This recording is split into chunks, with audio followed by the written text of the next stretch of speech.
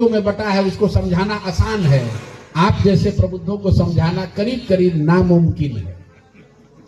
एक अंतिम बात कह के खत्म करेंगे। ये भ्रम मत पालिए कि पढ़ा लिखा आदमी बेहतर वोटर होता है, ये बहुत बड़ा भ्रम है लोगों का। एक एग्जाम्पल दे देते हैं आपको। मनमोहन सिंह जी अपने जीवन में एक ही चुनाव लड़े और वो चुनाव झंझारपुर से नहीं लड़े, सुपौल से नहीं लड़े, बाराबंकी सहारनपुर से नहीं लड़े। इस देश के सबसे प्रबुद्ध और सबसे पर कैपिटा के हिसाब से सबसे धनी लोकसभा दक्षिण दिल्ली से चुनाव लड़े मनमोहन सिंह जी। एक एक आदमी पढ़ा लिखा विद्वान है, सो कॉल्ड, सब पैसे की महत्ता को समझते हैं। देश में मनमोहन सिंह से बड़ा कोई इकोनॉमिस्ट नहीं। उनको विजय कुमार मल्होत्रा भाजपा का वर्कर हरा दिया चुनाव।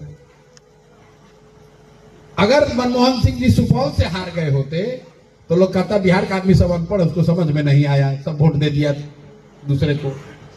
मेरे भाई, पढ़ा लिखा व्यक्ति अच्छा वोटर हो, कम कास्टिस्ट हो, कम कम्युनल हो, इसका गारंटी नहीं। जो पढ़ा लिखा है वो ज्यादा कास्टिस्ट है।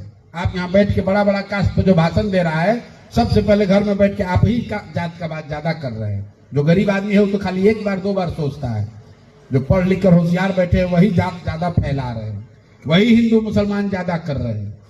तो जो कह रहे हैं उसको थोड़ा बहुत, जो आप कह रहे हैं, हमारी बात पर मत जाइए, जो आप कह रहे हैं कि ठीक है, उसको थोड़ा बहुत अपने जीवन में उतारिए, अपने व्यवहार में लाइए, तभी बात बनेगी। बाकी जनसुराज चल रहा है, जीतेंगे हारेंगे क्या होगा, मतलब नॉर्मल कोर्स में आप नहीं जीत सकते। आपको यहाँ पर लहर पैदा करनी है।